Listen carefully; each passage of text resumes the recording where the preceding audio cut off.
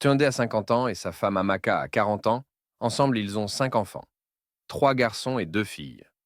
Lui et sa femme ont fait 7 ans de relation avant de se marier, et en ces 7 ans, ils ont fait 3 enfants, dont 2 filles et un garçon.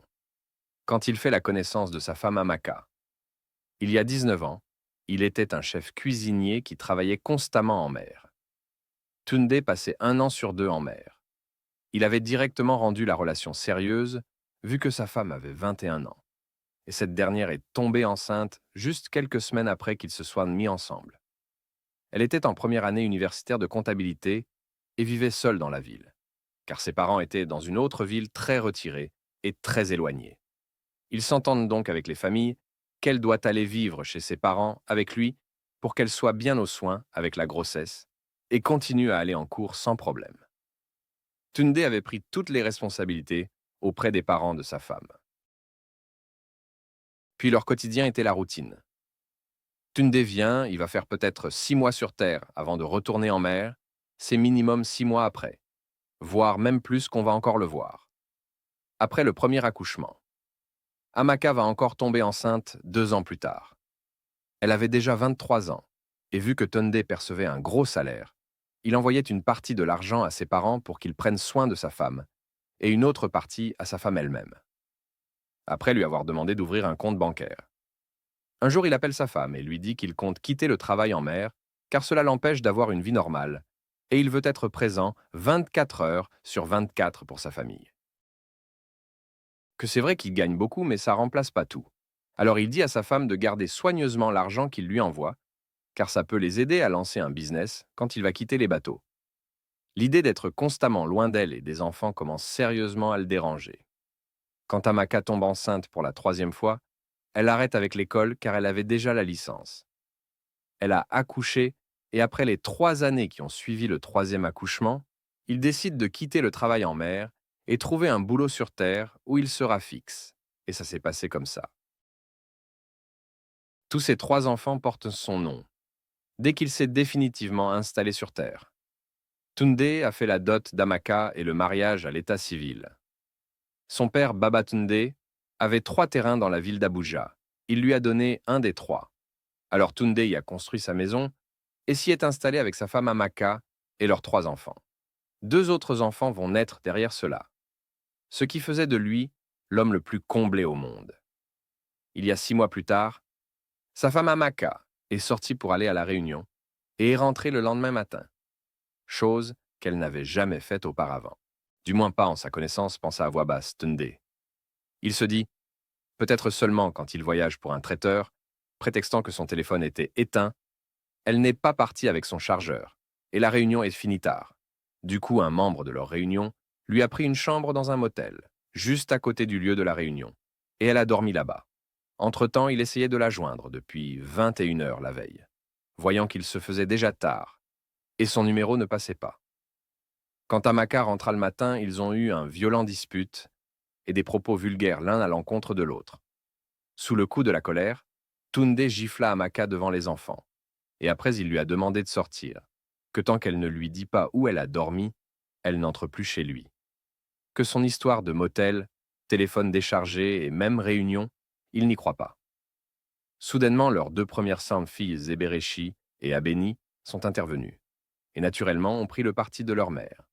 Mais hélas, et dans la colère, sa première fille Zéberechi, âgée de 19 ans, dit à son père que, si maman part, Abeni, Chike et moi allions partir chez notre vrai père avec maman.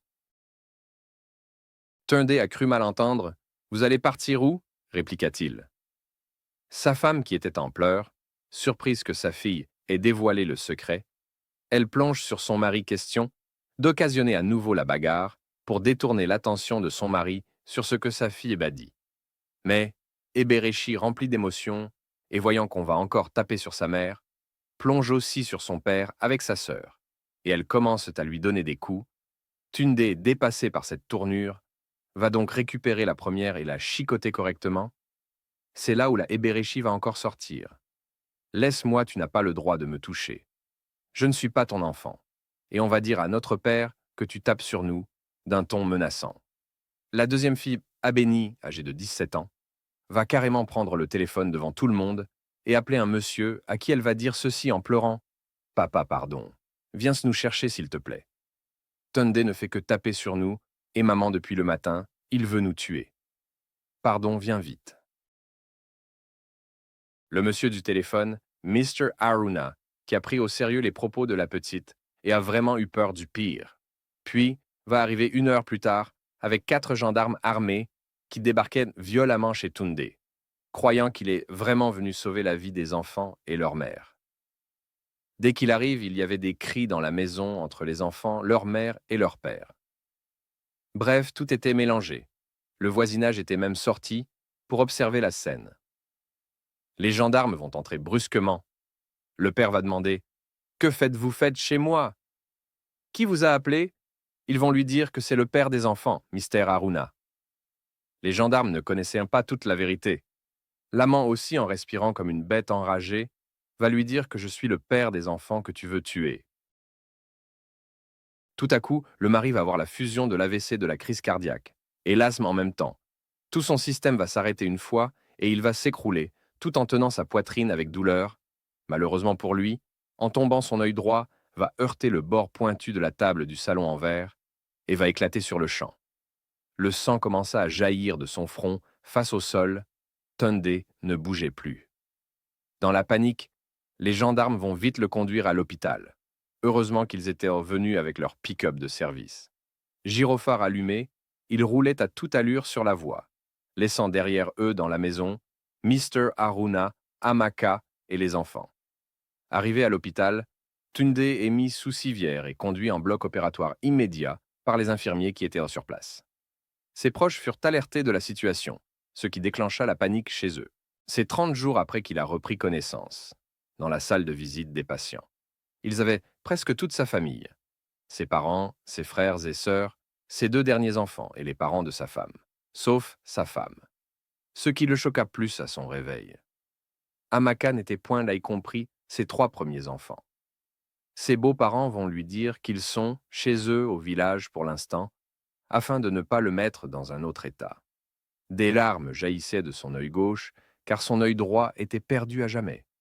Les médecins sont venus à l'instant et l'ont inspecté, le conseillant de se reposer et de ne plus pleurer, car c'est une grâce qu'il soit en vie en cet instant précis. Toute la famille l'observant sans mot à dire. 3 jours plus tard, une séance tenante d'urgence a eu lieu, pendant qu'il était à l'hôpital, car sa famille ne pouvait plus rester calme, compte tenu de la situation actuelle qui se passe au sein d'eux. Son dernier petit frère, Ishola, qui a 35 ans, va lui dire de porter plainte contre tout le monde, même les parents de sa femme. Il voulait seulement taper.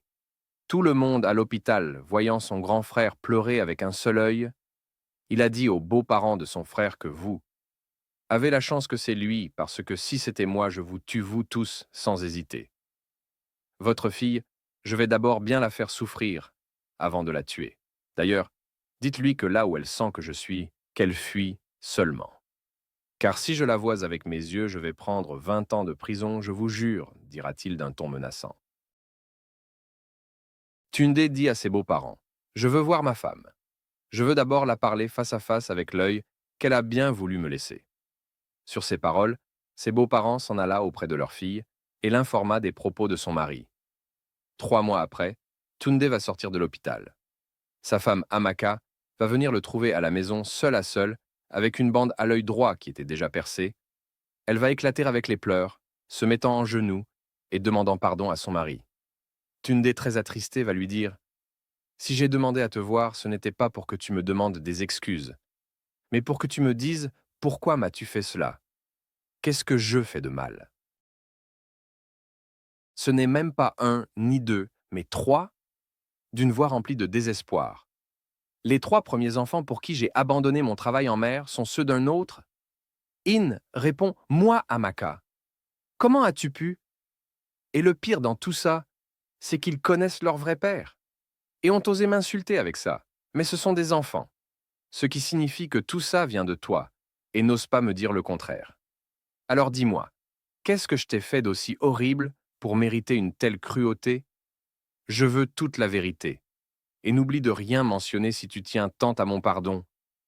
Amaka va lui dire: Avant de te connaître, j'avais un autre petit ami. Mais il avait les projets de voyage. Donc je n'étais pas sûr de notre relation. Et toi aussi, tu étais presque jamais là. Du coup, je n'étais pas aussi sûr de notre relation.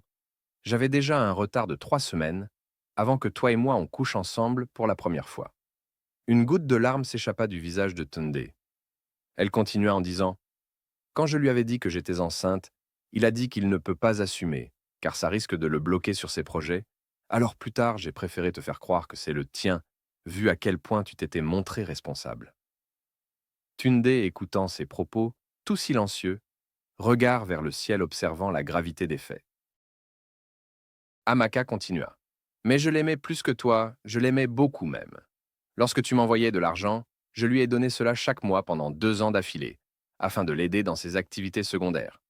Aussi, malgré ça, quand tu étais en mer, c'est avec lui que je gérais ton absence en passant des moments intimes. C'est donc comme ça que je tombais enceinte et je te faisais croire que c'est toi l'auteur de ma grossesse. Je m'arrangeais à ce que tu viennes toujours dans cette période lorsque que je constatais ma grossesse à l'avance. Mais il savait que ses enfants sont de lui, car je lui disais, et comme j'ai dit que je l'aimais trop, et j'avais espoir qu'il voyage et revienne nous chercher. Tout a changé quand tu as décidé de quitter la mer pour m'épouser, et lui aussi il a voyagé. Mais il est revenu depuis 4 ans car il a été rapatrié. Et comme il n'avait rien, c'est moi qui le soutiens encore sur cela depuis, et je lui ai présenté ses enfants, et aux enfants, leur vrai père, car je ne voulais pas leur cacher la vérité.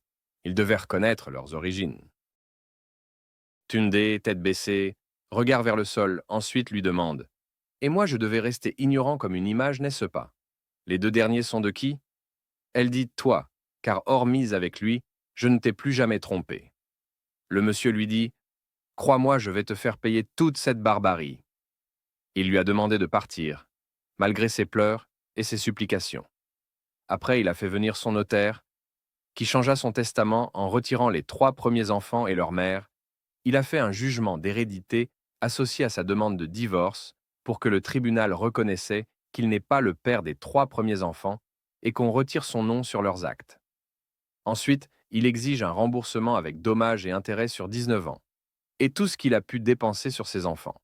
Il a aussi demandé un dommage et intérêt sur son œil crevé, avec beaucoup d'autres plaintes qu'il a déposées contre sa femme et l'amant. La facture était à plus de 200 millions. L'affaire est toujours au tribunal. On attend la décision finale des juges. Si vous étiez à la place de Tunde, qu'auriez-vous fait face à cette situation? J'attends vos notifications dans mes commentaires. N'hésite pas à liker et à t'abonner si cela t'a plu.